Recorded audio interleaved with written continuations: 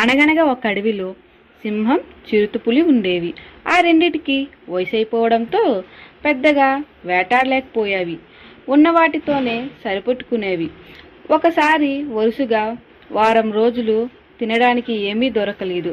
అవి ఆకలితో అలమటించిపోయాయి. ఓరి నాయనో, ఇలాంటి పరిస్థితి నా జీవితంలో నేను చూడలేదు అన్నది సింహం. మరో వారం రోజులు ఆహారం దొరకకపోతే మనం బకెట్ తన్నేస్తాం గ్యారంటీ అన్నది చిరుతపులి. అవి అలా బాధపడుతుండగా వాటికి కాస్త దూరంలో ఒక జింక పిల్ల కనబడింది. దానిని చూడగానే రెండిటికి నోరూరింది. అప్పుడే సింహం చిరుతతో ఇలా అన్నది, మిత్రమా, మనం ఎవరికి వాళ్ళే వేటాడుతుంటే జంతువులన్నీ పారిపోతున్నాయి కదా, అప్పుడు ఆ జింకను చెరోవైపు నుండి వేటాడుదాం. ముసలి అనుభవంతో